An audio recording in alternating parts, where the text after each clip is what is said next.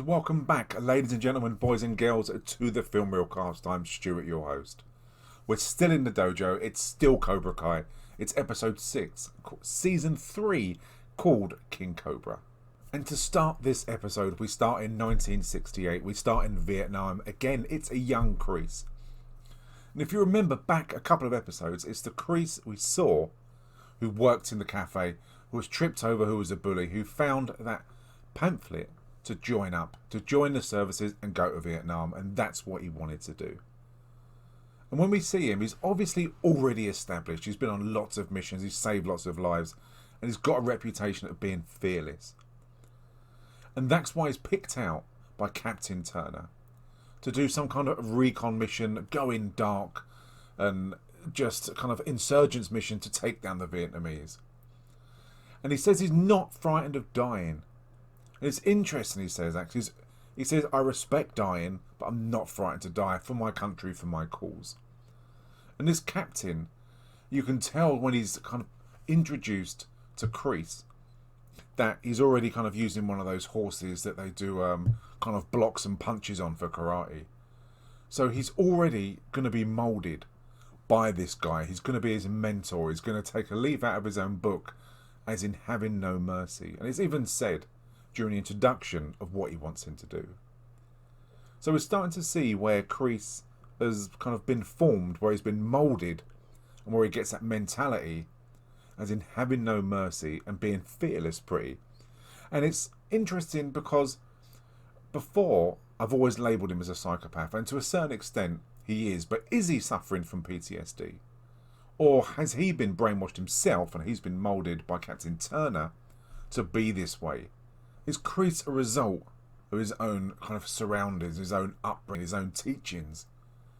It'll be interesting to see how he develops through this and what more backstory we get from Kreese to see the way he is and the way he teaches other people and his mindset. And we also see like the love letters that the soldiers did get when they were away in action. And he gets one from the girl who was, again, who he saved from being assaulted by the jock. And she writes a love letter. So we still got that link, there's still that bond there, and he's still got that girlfriend, which is really nice to see. I've got a feeling that things are going to change through this episode, no doubt. So next we get a bit of a montage where we see Kreese go round to different gyms, sports arenas, and he sees Kyla wrestling. And he says to Kyla, I'll make you the ultimate weapon, which is something that he'll want to hear, because he's a bully, remember, and he's going to teach a bully to be even worse. And he goes to the gym and sees Brooks, who's Kyla's kind of second in command, doing some weightlifting. And what he's looking at is different kind of attributes that people have got: strength, speed, aggression, and he wants to hire people like that for Cobra Kai. Remember, he's brainwashed, he's hiring soldiers to grow some kind of Cobra Kai super army, which is quite comical, but that's what he's doing. So Johnny is still doe-eyed about the friend request, the acceptance he got from Ali, and he's going through all of her pictures. And she sent him a message, and she's obviously very successful. She's achieved a lot in her life. But what has he done? To be fair, he's got the dojo, he's got back up on his feet, he's taught a lot of kids, he's done a lot for Johnny. But looking at her and what she's achieved, he feels a bit low. But he's got a lot to tell her, a lot's happened, remember. Probably more's happened in the couple of years we've been here than in most people's lives. So he's typing out this message. Obviously, it's Johnny. Obviously, it's all going to be in capitals because he doesn't know anything else. And it's when he's teaching Miguel to stand up. And he's got this massive harness attached to the ceiling. He's gone really all out to help him, which is fair play. That he falls on the floor. And when Miguel sees the message he's put, and it's only in Facebook Messenger, he's typing like War and Peace. And he says, you can't send that because that's way too much information. It's creepy. And he even refers, it's like someone liking every single picture someone's got. And the look on Johnny's face. Sending her this would be like if you liked all of her photos. Oh no. He says, well, if you like it, you click on like. That's what it's for. He just doesn't get the kind of the unwritten rules of Facebook of what you do and what you don't do. So he comes up with this idea, and only Johnny can come up with an idea like this and think it's a legitimate one. I was just thinking maybe we could go with something more contemporary. Yeah? Yes. We'll look at what Allie's into. We'll take pictures of me doing the same stuff. That's not exactly what I meant. I'm not doing yoga. No. I will pet a dog. You think the aquarium will let me get in there with the dolphins? I don't know. He says, we'll go out. We've already got pictures of Ali, so we know what she likes. And I'll go out, pretend I like the same thing. Reading, art, fine food, and things like that. And I'll post loads of pictures, posing, and she'll think we're so compatible and it will really, really work. And that my life's interesting. And the montage they do of this later on is really comical. So Daniel comes back from Japan, the all-conquering hero. Remember, he's got that contract back. His garage is saved. But when he's told by Amanda that Chris is interfering again, he's raised the ante, he's made things worse, the look on his face is pretty horrific. He knows Chris is different from when he was battling with Johnny. Chris is kind of like Premier League. He's even worse. He's a nightmare. So she says, we're not going to do it the way you were doing it. That didn't work out. So I'll file for a court order that means he can distance from us, that he can't go, say, 200, 500 yards close to us, and that will keep us safe. And that will keep our family safe as well. But when they go down to the police station, they're already told that Chris has got there first and he's filed a court order. And that when she tries to kind of justify why she wants to do it, the guy reads out the circumstances that she went into the dojo, she assaulted him, she was really aggressive. Daniel didn't even know this happened, and he was pretty horrified. And the policeman says, this guy's a Vietnam vet, he's an honoured hero, he's a soldier. And he takes his side. Again, she files it anyway and says the judge is going to decide. So it'll be interesting the fallout from that when they go to court of two people bickering. They're going to have to get together. And I'm sure Chris is clever enough, is sly enough to win, even when it gets to court.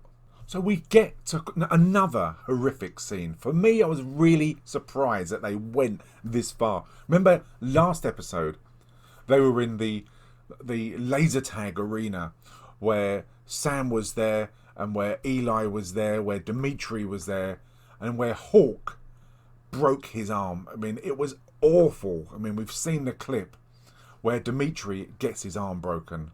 And it's so brutal, it's so raw, you can hear the crack. And they carry that kind of theme on of violence, which surprised me. Is when the students are just talking in the dojo, just chatting about what's happened, their previous conquests, when they were in the laser tag arena.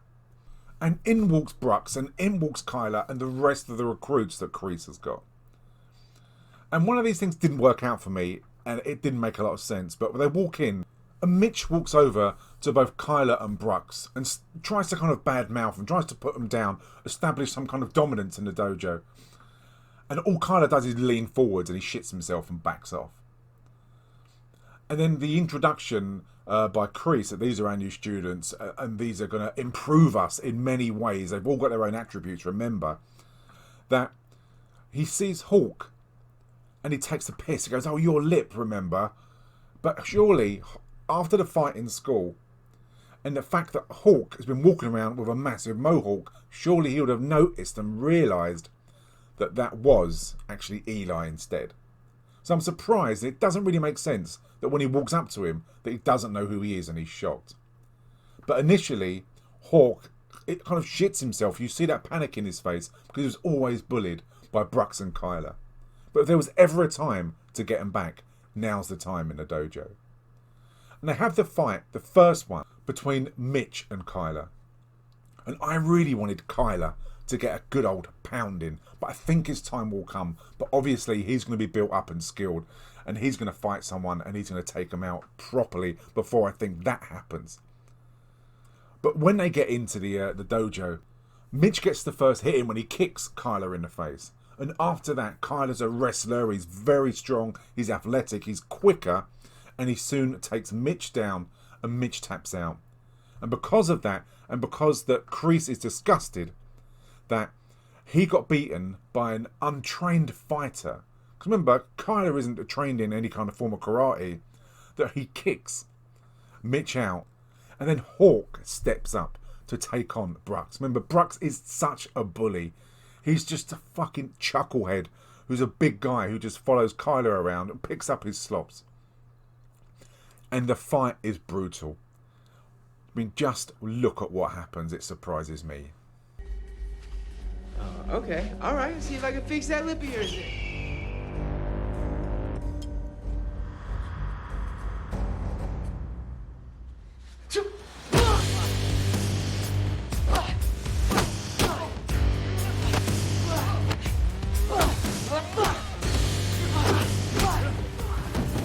Finish it.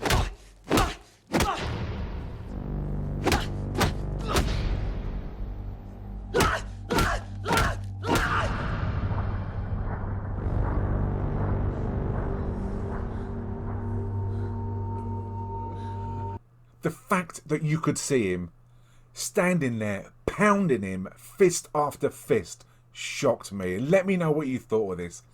I mean, did he deserve it? Was it too much? Were you surprised, or was it what you expected? Leave your comments, just let me know. Honestly, I was really surprised.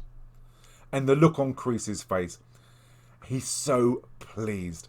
This is the kind of no mercy, the kind of brutality that he wants his students to have, to strike first. And boy, did Hawk strike first during this fight.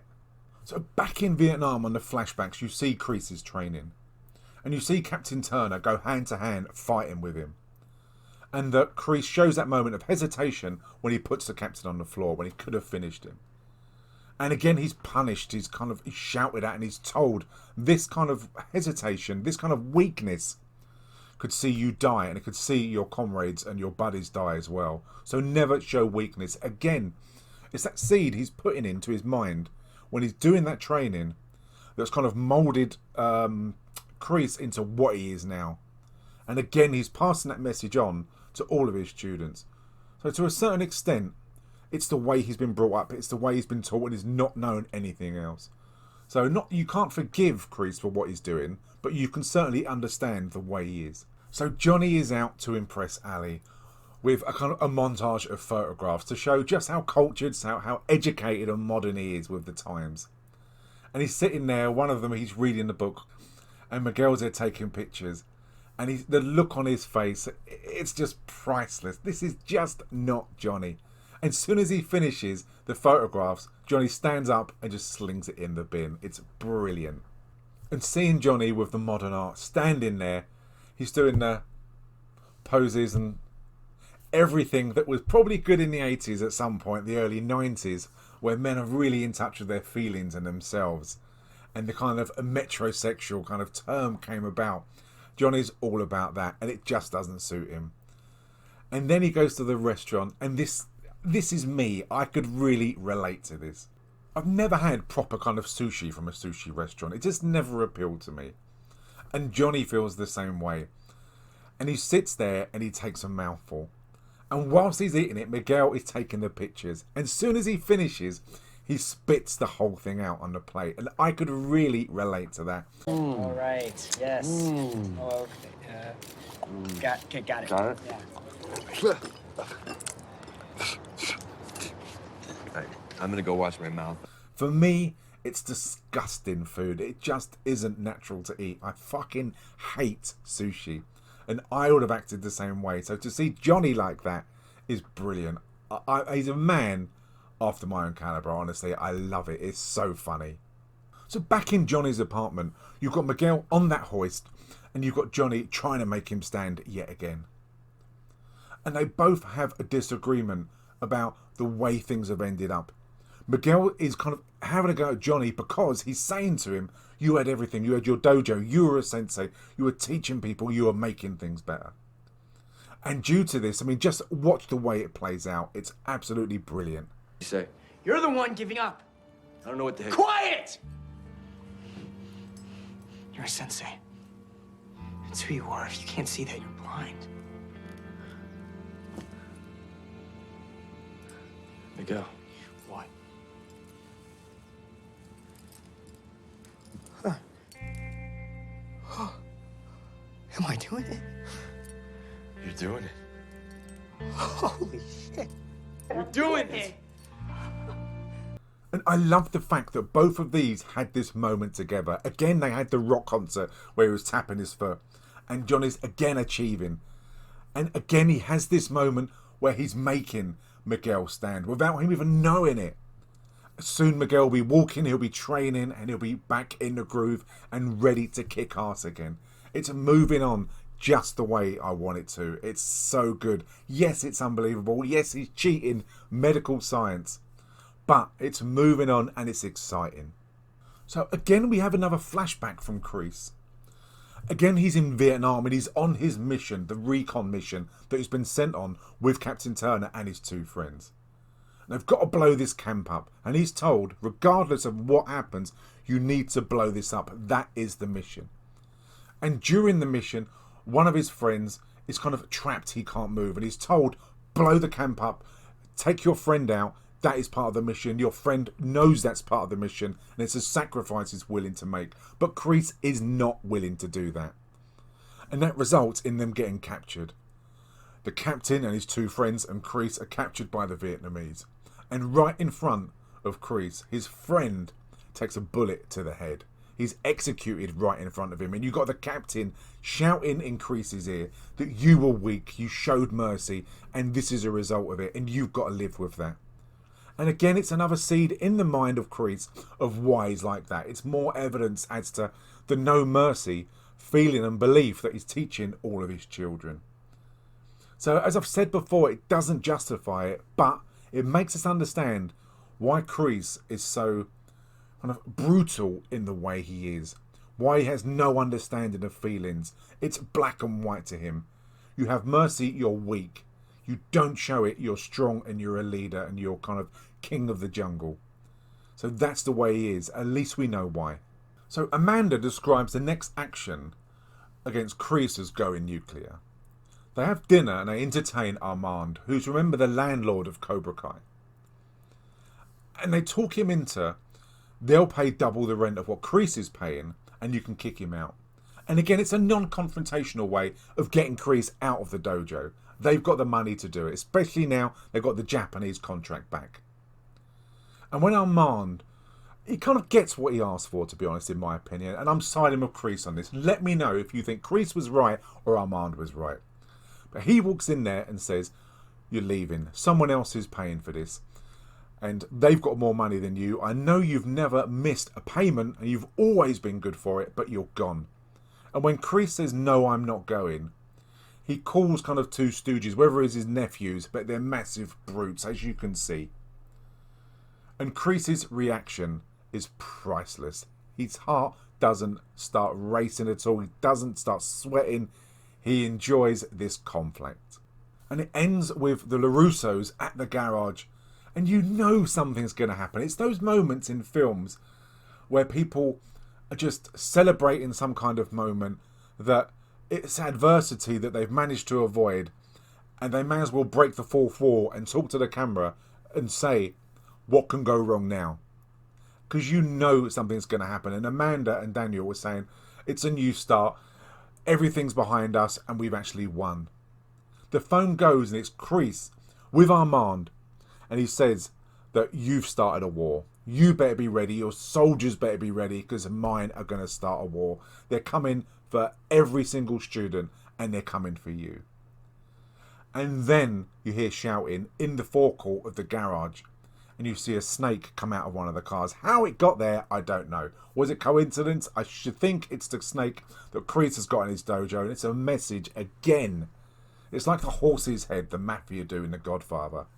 It's a message sent to Daniel and Amanda that they are fucked up. They've crossed that line, and now they're going to pay.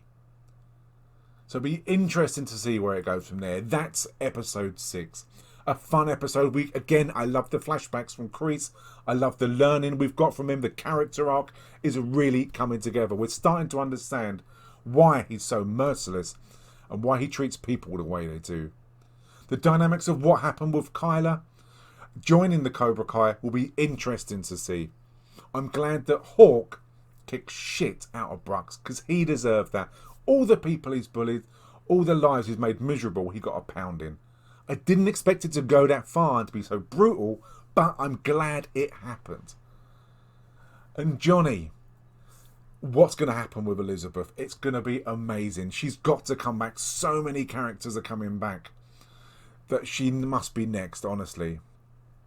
And the fact that Miguel is standing up, it's brilliant. Let's see if they do the traditional thing, like when in a series or in a TV film, when someone has a baby, within about half an hour, the kid's 4 years old, then they're 5 years old. And by the end of the film, which is an hour and a half long, the kid's about 12 years old. Let's see if they do that with Miguel, as in his rehabilitation, that in episode 6 he can stand on his own. Episode 12, he's running the New York Marathon. Let's see if it goes that far. And we can get the rehabilitation back so he's kicking ass as well. But there's so many things happening. There's so many kind of pots on the stove boiling away that are good storylines. Okay, just a reminder, subscribe to this channel, put the notifications on, and you won't miss an episode. Episode 7 will be out soon. I'm recording the audio podcast of the Film Reel Cast on all good platforms. We're doing RoboCop with the rest of the guys tonight. That should be out probably in about, knowing James, who I love to bits, will be out in about 3 years' time. Okay, I'm Stuart. This is the Film Reel Cast. I hope you've enjoyed this. I've enjoyed talking about it. And I will see you very soon.